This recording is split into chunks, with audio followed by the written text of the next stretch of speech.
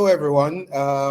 Thank you for joining us for this first webinar in our webinar series on our ESG social criteria, or as we call it, our ESG taxonomy. I am joined today by two other members of the Lumos team. You'll see some blank screens on your screens. They are our head of marketing, Perpetual, and our community engagement lead, Deborah. They will be helping to monitor the Q&A, as well as we have a few polls that we're going to be asking individuals to partake in during the event. So before we get started, I'd just like to have a quick look and see where people are dialing in from. If you could just drop in the recording where you're dialing in from, that would be great. I recognize a few names of individuals who have joined in some of our previous webinar series here. Yeah, but just give us an idea in terms of where you're dialing in from today.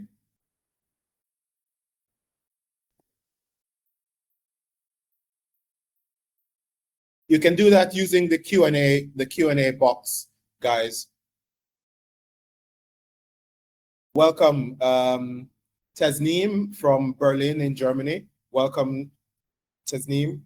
Good to have you.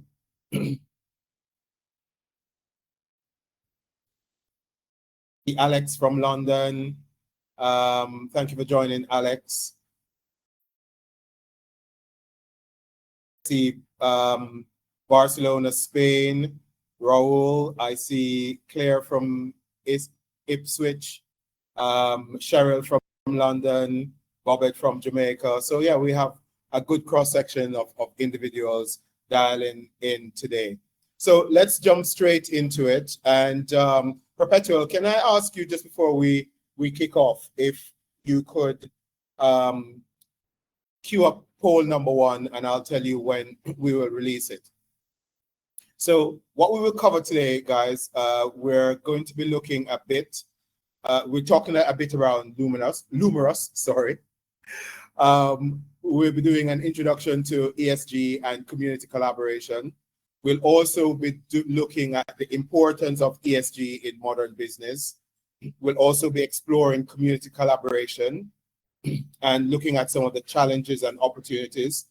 We'll also be looking at some case studies and best practices, and just talking to you a little bit about Lumos's unique approach and exploring some tools and resources of how you can get your organization engaged in community collaboration, and then we'll have some Q&A. So from this session, the objectives, we're hoping that you will understand the significance of ESG, gain some insights into the importance of ESG practice in driving sustainable business practice, learn the role of community collaboration, explore some practical strategies, some actionable strategies and tools to effectively engage in community collaboration, and then also how you can leverage Lumos's expertise to help you to better deliver on your ESG initiatives and strategies. So I'd like to encourage everyone to engage with us by, as I said, using the Q&A feature to submit questions, share your thoughts and experience in the same Q&A section, and then also just to follow us on social media and check out our insights on lumos.com, and all our social media handles are actually at Lumos PLC. So Perpetual and Deborah will be actually monitoring the Q&A. So we'll then be sending me any questions. So let's jump straight into it. And just to give you a quick whistle-stop tour around Lumros. So Lumros is positioned as a global social impact consultancy with a mission to refine corporate governance and responsible business practices. The services we offer are bespoke and tailored to each client, and we focus on helping boards, company secretaries, senior execs adapt best in class governance and responsible business leadership practice. This approach, of course, is designed to help you and your organization mitigate risk, navigate change, and drive greater social impact. And our expertise come from a combination of FTSE boardroom and C-suite executive experience, qualified governance expertise, chartered company secretaries, corporate legal professionals, ESGs and sustainability experts, and just overall global business knowledge. And we combine this with our passion and curiosity to provide practical, actionable insights that aids our clients in achieving their performance goals.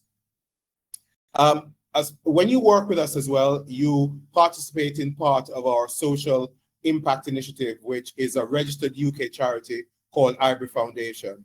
And the foundation is fully funded by Lumros and our clients, and all our employees volunteer to deliver the initiatives that we run in Ivory Foundation. Our goal is really, two approaches. One, to change the face of leadership in business, and also to change the face of leadership in communities to deliver on our ethos of being good is better for business. And we help businesses wear the sustainability white hat through a number of ways. These are some of the clients that we have worked with over the years, and this list keeps growing and growing. As I look at this, I see a number of clients that are missing from this. So let's jump straight into it, everyone, because time is of the essence. And so let's look at a quick whistle-stop tour of what is the social criteria of ESG. So at Lumros, we have developed what is known as an ESG social taxonomy, consisting of several eight main frameworks, each with its own set of subcategories. We have done this as we have long recognized that the social element of ESG has been historically overlooked by investors, giving preference to governance and environmental factors. This has been due to the difficulty in assessing and quantifying the organizational performance in this area. The global pandemic and things like the BLM movement, Me Too, have just highlighted the level of social injustice that exists within our society. And companies have increasingly are now being challenged about their treatment of employees and working conditions, as well as they're being pushed to take a deeper look at their company's culture and diversity across all levels of the organization. Regulators and investors are now increasingly expecting transparency and a commitment to disclosure on the social criteria. So, for instance, the FCA is now also having this as an increased focus. The social criteria, of course, addresses the relationship an organization has with all its stakeholders, its people, the institutions it works with, customers, supply chain, and the communities where it does business. And much less attention has been paid to the materiality of social indicators than to environmental indicators. So a company's social credentials, for example, its labor practices or community relations have long been regarded as a lesser risk to financial performance. However, there is growing evidence that better decision-making on all ESG-related matters generate better corporate returns and performance. And to thrive, companies need to build their resilience and greater commitment to long-term sustainability.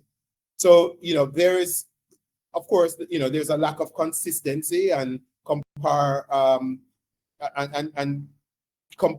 comparisons of matrix, which prevents companies from credibly demonstrating to all their stakeholders the progress that they are making on sustainability, social impact, and indeed their contribution to SDGs.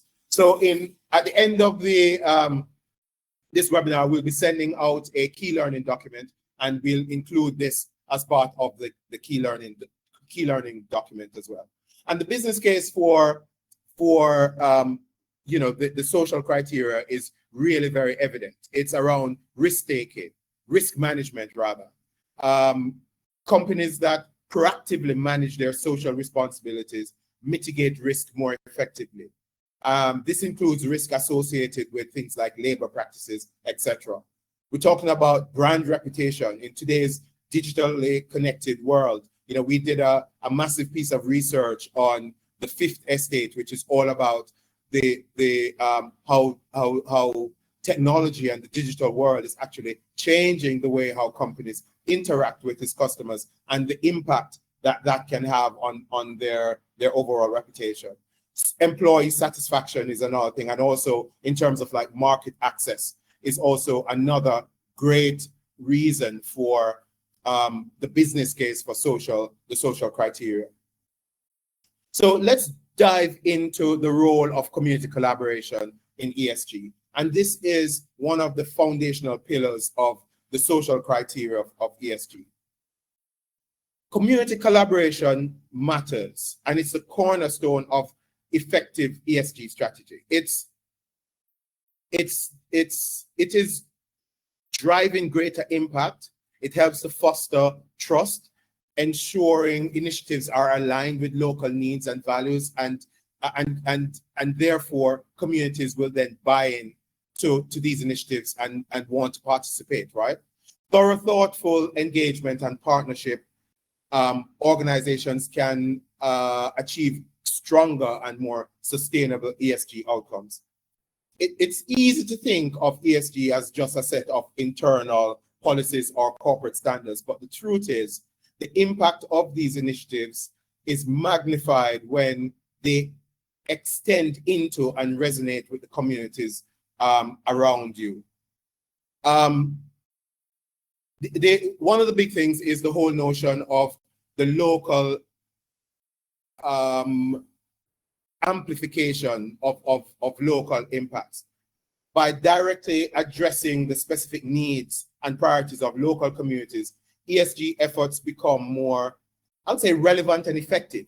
This isn't just about a top-down solution. It's about crafting initiatives that are informed by the lived experience and insights of those within communities.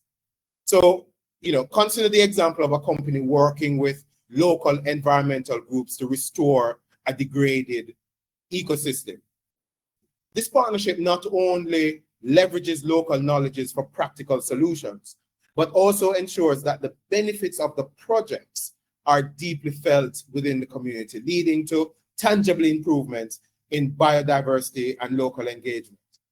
Another reason why community collaboration matters is the whole idea of building trust and credibility among the communities. Active engagement with communities foster stronger relationships and demonstrate a company's genuine commitment to local development. Think about a corporation actively participating in community initiatives that align its goals with local needs. It sends such a powerful message of the partnership and mutual respect. Another key reason is the community collaboration also drive innovation by incorporating diverse perspectives, diverse viewpoints from within the community. When you bring various community stakeholders, you gain unique insights that leads to creative and effective solutions that challenges those socioeconomic issues that the community faces. And another benefit, of community collaboration is the enhanced stakeholder engagement leads to co-creation of solutions. You know, when you involve a much broader array of stakeholders, including marginalized groups, you know, you come up with some really amazing initiatives. And we see where this has happened on a number of occasions when we work with companies in this way. But also, you know, the sustained long-term impact. Solutions developed with community input are inherently more sustainable because they are built on local knowledge and have community support. So it's very important. Some of the key benefits of community collaborations are things like enhanced stakeholder engagement, right? Community collaboration, as I said before, enhanced stakeholder engagement, involving communities. You gain a much broader range of insights, etc. You know, this inclusive approach foster deeper connection and a deeper sense of trust. You're talking about brand differentiation and enhanced reputation. Companies that actively engage with communities build positive image as responsible and caring corporate citizens. And this reputation differentiation, you know, make you more attractive to customers, to investors, to potential employees who value ethical and community-oriented business practices as part of companies that they want to do business with. We also talk about the, you know, improved risk mitigation. By working closely with local stakeholders, you can identify potential issues and conflicts early. And this proactive engagement helps address concerns before they escalate, reducing the likelihood of disruption and enhance and also enhance your operational stability.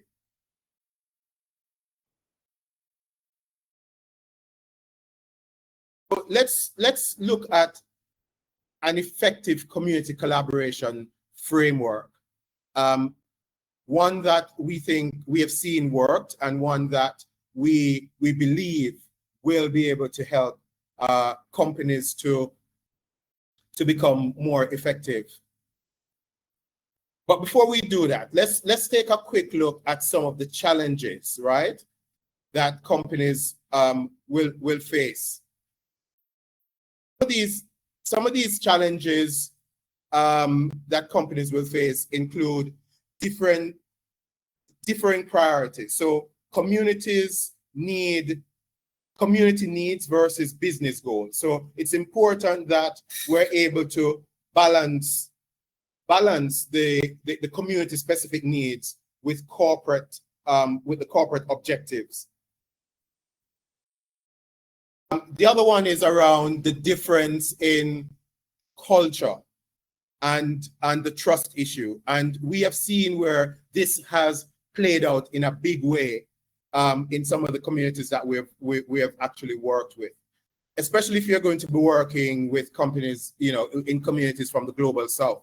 It's very important. Or even, for example, in the UK, you know, if you are a London-based company and you are working with companies, for example, in Liverpool or in Scotland, there are cultural differences. There are language barriers that you need to overcome. So you need to be able to understand that.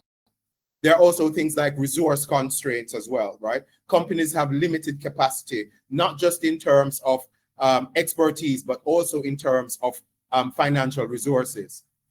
Then another big thing that we recognize is the whole notion of what we call volunteering fatigue, right?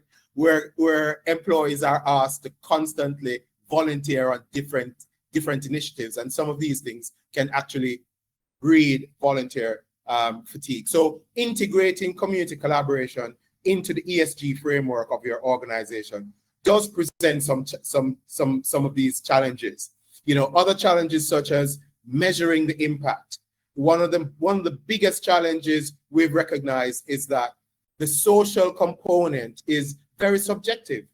And so the impact matrix that we need to come up with in order to demonstrate this, you know, can be challenging to quantify.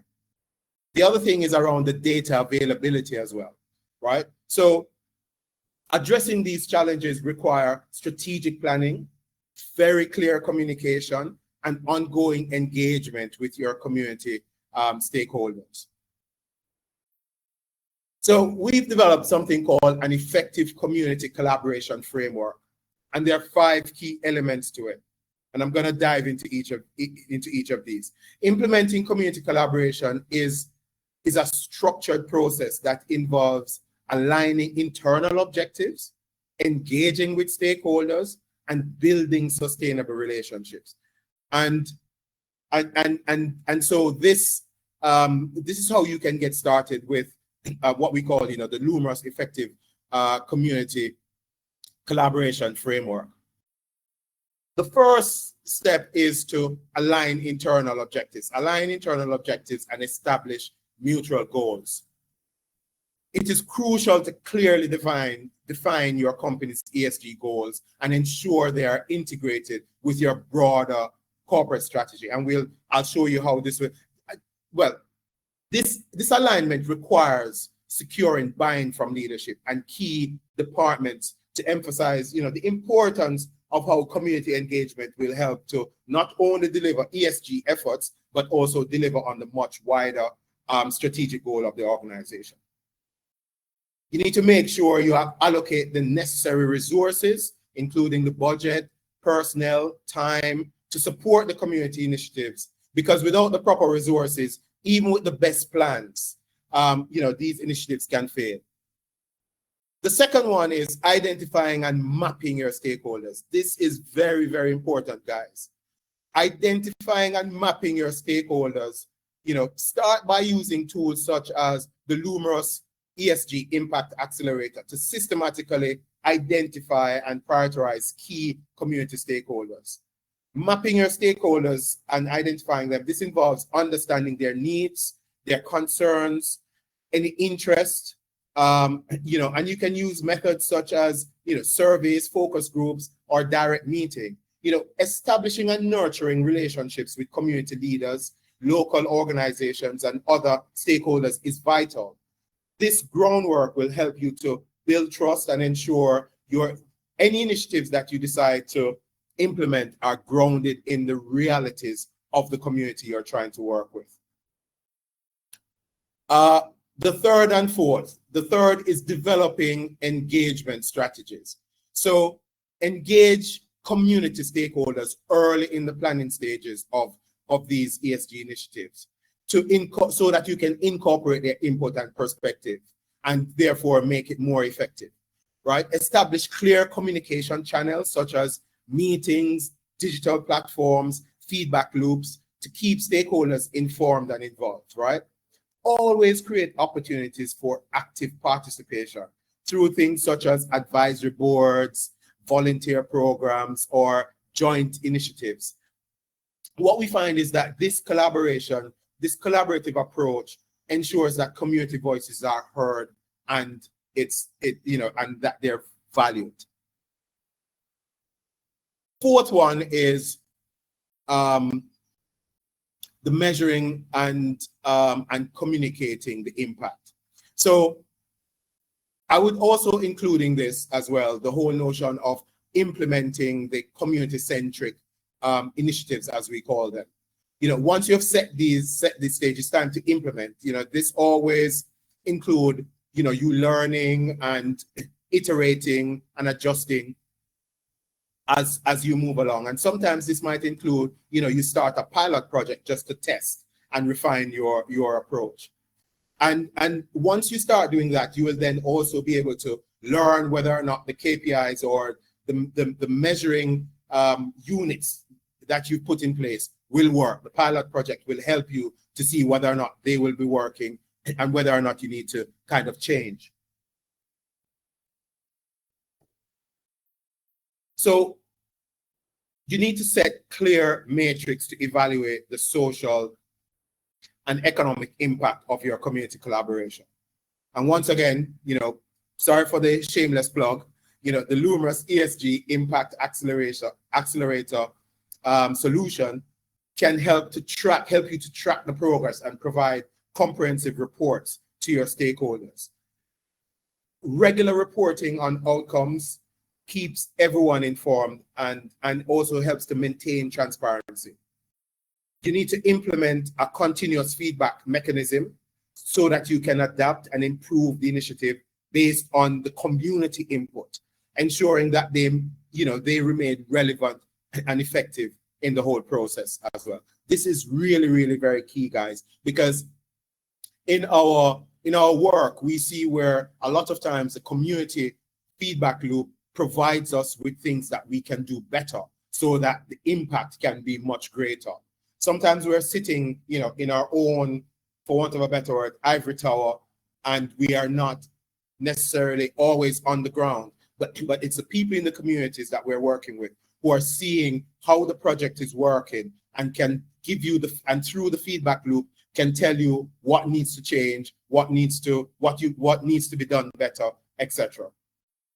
And the fifth component of the effective community collaboration is building the long-term relationship, maintaining ongoing interaction to keep the relationship strong and adaptable to the change in community needs. Because you might start off with one thing, but then things changes. There could be a disaster in the community. For example, there was a community we're working with, and we're doing some stuff around a school for argument's sake. There was a landslide which affected a whole part of the community. We had to then, with our client, quickly change from building the school, because that no longer became the priority for the community. The disaster relief became the priority. Design your initiatives for long-term sustainability and ensure that they can evolve over time. So when you're building these initiatives, don't build them from the standpoint that you are going to be there, forever. You need to build it and put infrastructure in places so that once you exit, the initiative can continue. It is also important for you to recognize and celebrate the contributions and successes of the community to build goodwill and maintain momentum for future collaboration. All these steps will help to enhance your ESG performance and create meaningful, sustainable impact in the communities you engage with. So let me tell you a little bit about how Lumos supports our clients before we jump into some case studies. So our approach to community engagement, Lumos leverages a comprehensive and customized approach to community engagement in ESG. We support our clients in focusing on things like stakeholder engagement, impact assessment, tailored ESG strategies. Throughout these approaches, Lumos helps organizations build more effective and sustainable and impactful community collaboration. Our support extends from things like developing partnerships to implementing initiatives and tracking the progress, writing the reports, ensuring that the ESG goals, your ESG goals are met, with meaningful and lasting community impact. Our community engagement framework is part of our ESG social taxonomy and is also a key component of our ESG impact accelerator solution. And as you can see, on the screen, you'll see all the key elements of our ESG community engagement framework. So please reach out to us if you need to learn more about this. So let's look at some actionable steps that organizations can take in engaging in community engagement. The first thing I'd like to say is it's very important to start by securing leadership commitment. And it's one of the reasons why it's also important in that 5-step framework for you to be able to establish the goals and align them with your strategic objectives. It's going to be important for you to educate your leaders on the business benefits of the community collaboration initiatives and present compelling case studies of where this has happened before or what the best case outcome of implementing this would be. You need to also align these efforts, as I said to before, with your corporate goals, because this makes it easier for you to get the endorsement and the support. The other component is fostering. You have to promote a culture of collaboration within your organization, and you do this by raising awareness through internal communications, by setting up ESG champions, and encouraging employees' participation with volunteering opportunities, feedback loops within your organization, making community engagement part of the organizational fabric.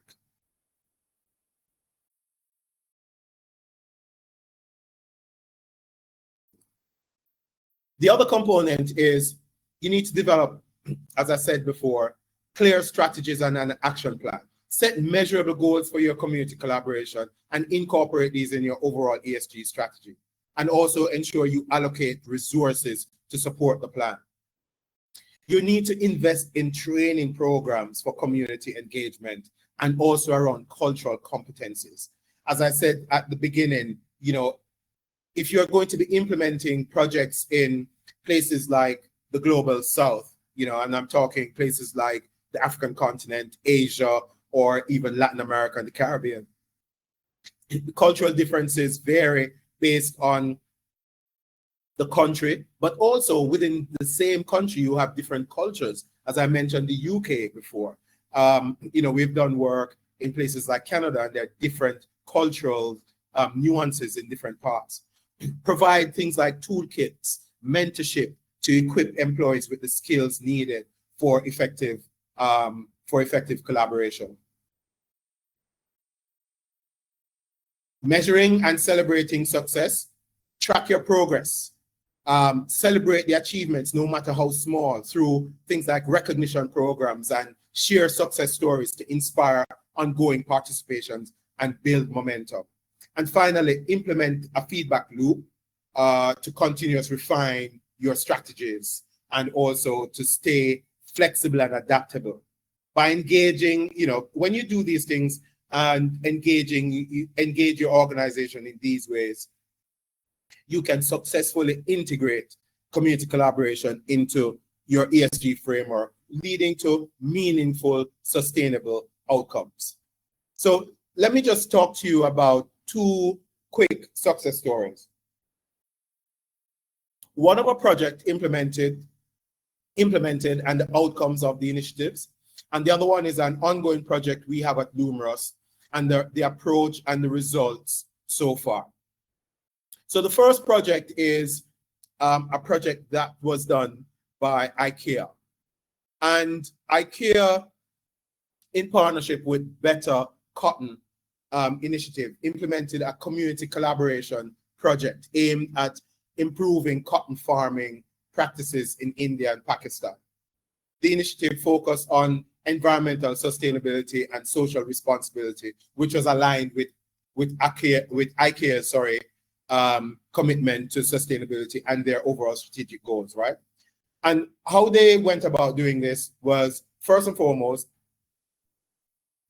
they worked with local farmers, NGOs, and agricultural experts to understand the challenges faced by cotton farmers and to develop the right solutions to promote sustainable farming practices. So the farmers were involved, local community NGOs were involved. The result from this was that the farmers initiated that, there were two main things that they wanted. One was training and ongoing support. So they initiated and provided training on sustainable farming practices, water management, pesticide reduction, and farmers received continuous support in terms of resources to implement these practices. So thing that they did was, the project aim was to get these farmers BCI up to the BCI standard and getting them certified where that was concerned. The outcomes were, the initiative led to significant reduction in water usage and pesticide application, contributing to better environmental stewardship in the cotton farming regions. There was also, the farmers experienced increased yield, which resulted in improve profitability as a result of the improved farming practices, enhance and also enhancing the overall economic stability and livelihood of the farmers and the communities. IKEA increased its use of sustainable source cotton, aligning with its customer demand for eco-friendly products, and enhance the company's responsible business practices. And the reason why this work was, as I said before, according to the IKEA team, the success was driven by strong collaboration between IKEA and the local farmers and the local community, because this ensured a comprehensive approach to how they would implement the initiative. And the other reason for the success was that by providing practical training and promoting standards, the initiative equipped farmers with the knowledge and tools needed for long-term sustainable practices. The other one is a project that we are currently running here at Lumros with a multinational corporation. And this multinational corporation wants to enhance their social impact by transforming communities in key geographics of the global south. They have dedicated a certain number of millions of US dollars to be spent over the next 24 months by implementing 20 to 30 projects in 20 to 30 countries. And our approach in working with this company is that we divided the project in 3 phases. We also worked with the client to get buy-in internally and to develop an internal culture for social impact and also community collaboration. We looked at an assessment of their current state. So what are they currently doing, where they are, what kind of policies do they have in place, etc. We help them to develop to come up with priorities, and then also help them to align these to their overall business objectives. So phase 1 outcome so far is that we've developed a robust social contribution policy, set of standards and procedures which the client has signed off on. We're now doing a community impact assessment where we're looking at countries within the African continent, within the Caribbean, within the Pacific Islands, within LATAM, which is South America. And we're doing country by country assessment, but then also looking at a community assessment as well, so that we can help to identify what are the major socioeconomic challenges and issues at a country level, and then also at a local community level in these countries across these different regions.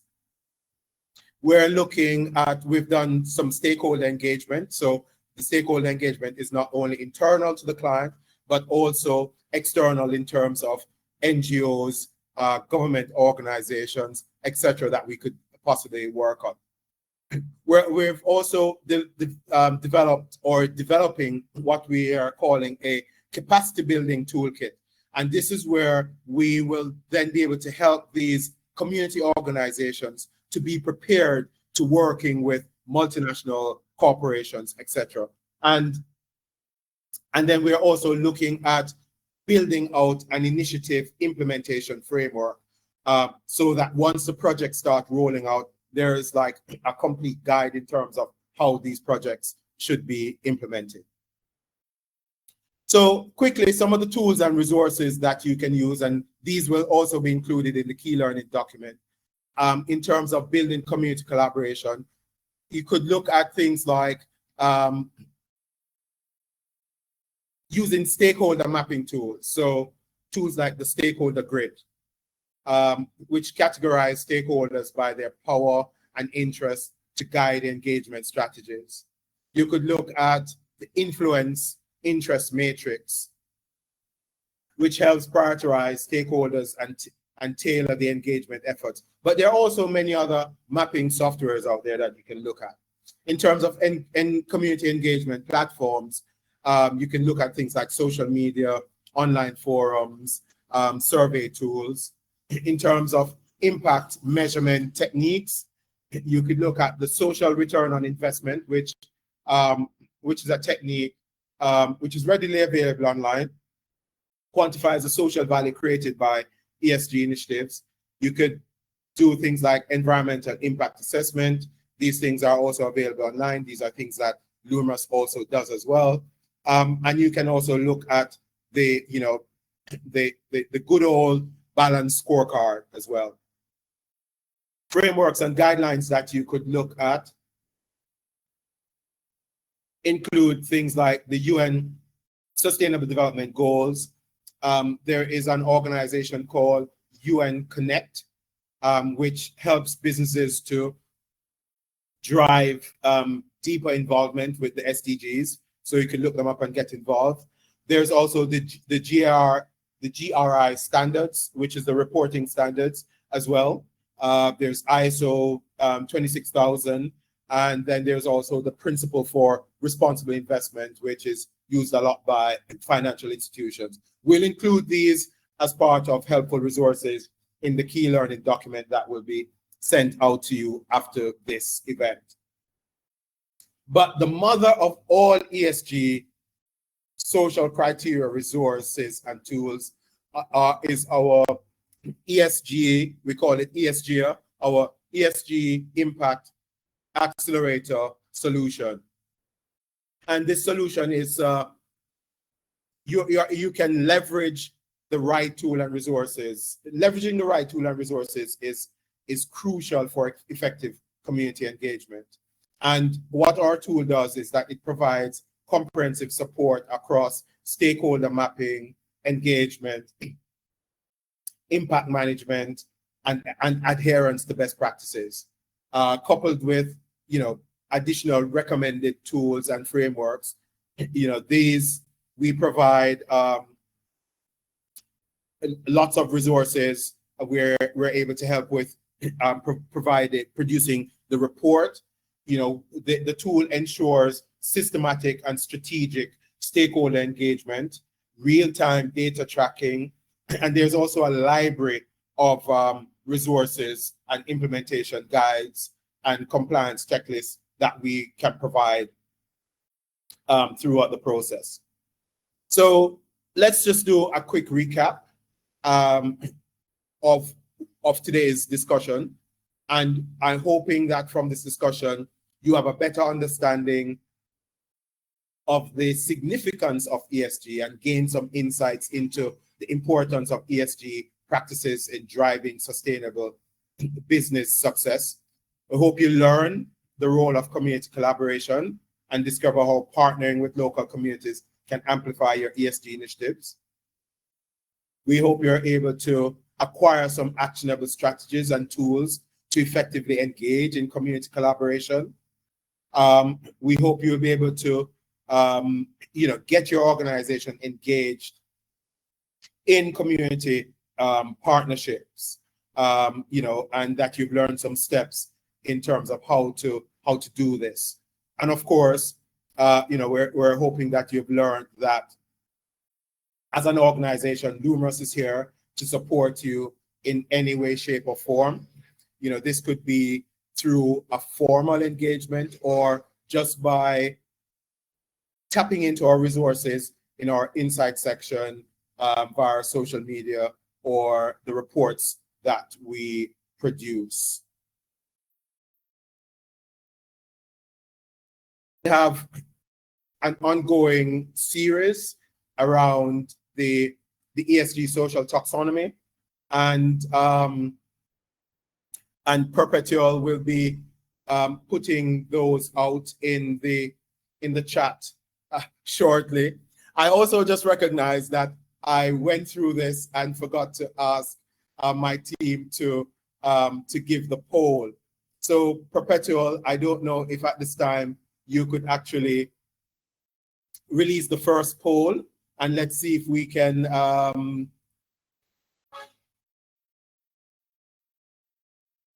actually get individuals to take the poll.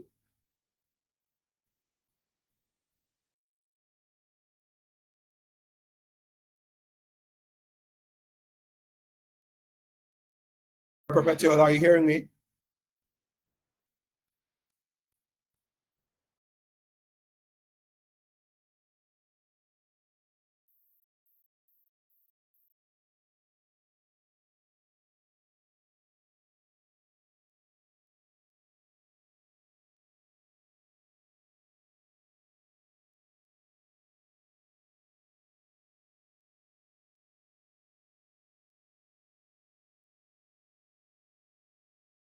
Okay.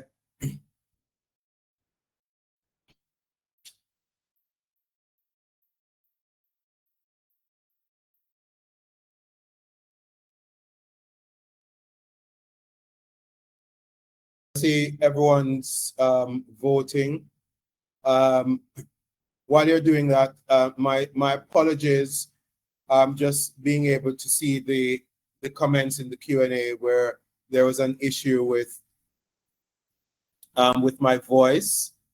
I hope this was not something that was pervasive, but and I hope that it got better.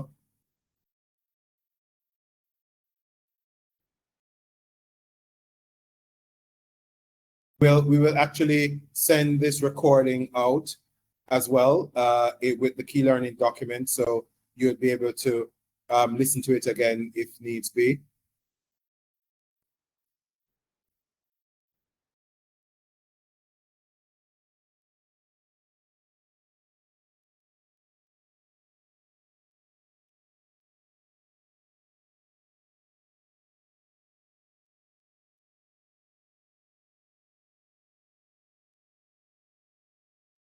So for the first poll, we see where 44% of you say, you're actively engaged. We're actively engaged and have established strong partnerships with local communities. That's really, really, really very good. I'm really happy to hear that. And most people have voted either very high, or moderate in terms of that, which is amazing. On the second question, what do you consider the biggest challenge in integrating community collaboration into your ESG framework? Most people, there is a tie between overcoming skepticism and gaining community buy-in and finding the necessary time, budget, and personnel. To be honest with you, those are two of the main challenges that we find that a lot of clients face, especially the one around resource allocation, because sometimes social initiatives can be an expensive venture to get involved in, especially if you're working with communities and they tell you what they really need. Sometimes their need can be super expensive. But one of the things that, or implementing the initiative to help them address those needs can be super expensive. But one of the things that we see work is where you can form partnerships with other companies, whether or not these companies are companies within your own sector or outside the sector, or form partnerships with other NGOs as well that might have the techniques and the personnel to help, and also they might be able to tap into part funding, because there are lots of government funding for NGOs where if the NGO says to them, we have 50% or we have 20% of funding for this project, the government might say, okay, we will either match it or we will give you the extra funding where that is concerned. So there are a number of ingenious ways that you can work on in terms of solving that challenge. And the third poll is, how often does your organization utilize external consulting services for developing and implementing its strategies? I'm only seeing one person that have voted for this. I don't know why that is the case. It would be good to know if people could actually let us know. Of course, that's a shameless plug, because we want to know whether or not ESG services are services that ESG consulting services are services that are in demand. We obviously don't know who has voted because the voting is anonymous, but at least it will give us an idea as to whether or not the services that we are offering are of any relevance. I've also seen where Perpetual have placed in the chat the link for the webinar series. So we'll be doing, in the series, we're doing things around employee relations, which include labor practices and all the regulations around that, diversity and inclusion, health and safety, human rights. We just did community relations, consumer protection, supply chain, and the regulatory compliance that's for the ESG, for the S component of ESG, which is now becoming more and more rampant. We also have an upcoming book, which will be released in a few months, called Being Good is Better for Business, a comprehensive guide for bold and courageous business leaders to be a force for good and deliver the Sustainable Development Goals. There is a link for you to register to receive a copy of this book as someone who has attended this webinar. So if that is something that you would like to receive, please, the link is in the Q&A. I know Perpetual will be putting that in momentarily. Please register and we will send you either a physical copy or an electronic version of the book once it's released, as a thank you for attending one of these series. So I guess the only thing for me before I jump into the Q&A is, and also being very respectful of time, is to thank you all for dedicating your time in joining today's webinar. Your engagement and commitment to learning more about the social criteria in ESG is very commendable, and it is also essential for driving the change. You know, we will provide this recording and a key learning document as well. And as I said to you before, we have our upcoming series we'll be looking at each of the other components as part of the social taxonomy. At the end of this webinar, you will get a link to give us your feedback. It will take less than 2 minutes for you to answer some multiple choice questions. It's very, very important if you could spend that 2 to 5 minutes to complete this feedback for us. It helps us to improve the way how we deliver these events, and also, you know, helps in terms of your feedback in terms of what can we do better and what we need to keep doing. So we'd really appreciate if that's something that you could do for us. So I'm not sure if we saw any questions, if there are any questions that you guys would need to address. Hopefully we were able to answer any of your pre-thoughts that you might have had coming in from this. So there's one question that came in, I think from another platform, is where would gender-based violence, which involves bullying and bias at work, fit into the social criteria? Really, really very good question. Thanks for asking that. So it would fit in two components. One is when you look at the workforce, so employee relations, gender-based violence would fit into that in terms of, and we've actually been working with a client around this, running training sessions within the organization to sensitize employees around gender-based violence. The other thing is that we're finding that a lot of communities list this as part of the main socioeconomic challenge that they're actually facing in their communities, especially in countries in the global south. And so we're currently working with a client where we're actually helping to develop initiatives with the community in terms of how can we help to mitigate and reduce this gender-based violence within this particular community. So gender-based violence would definitely be involved where that is concerned. Bullying and bias at work also fits into the whole notion of diversity and inclusion, but also the overall employee relations, because employee relation is a key component of the social criteria, and therefore things like diversity and inclusion, bullying and bias will fit perfectly inside there. You can also, so I hope that answered the question. So thank you very much for sending that question in. In terms of a consultation, feel free to reach out to us if you're interested in a personal consultation with myself. We call them listening sessions. This is not a sale. We're not doing a sale on these calls. These calls is just pretty much for us to understand some of the challenges that you are facing within your organization, and we give away the business. We give you suggestions and ideas and tools that you could possibly use to overcome some of these challenges. If after that call you feel as if we can help, then more than happy. If more than happy to help and continue the conversation.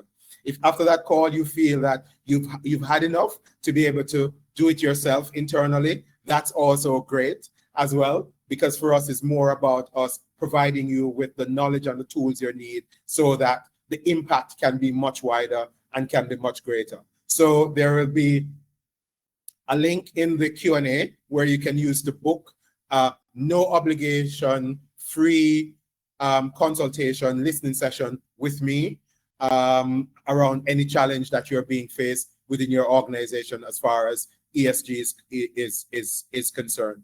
This link will also be included in the key learning document as well. Okay, so guys, I want to be very respectful of your time.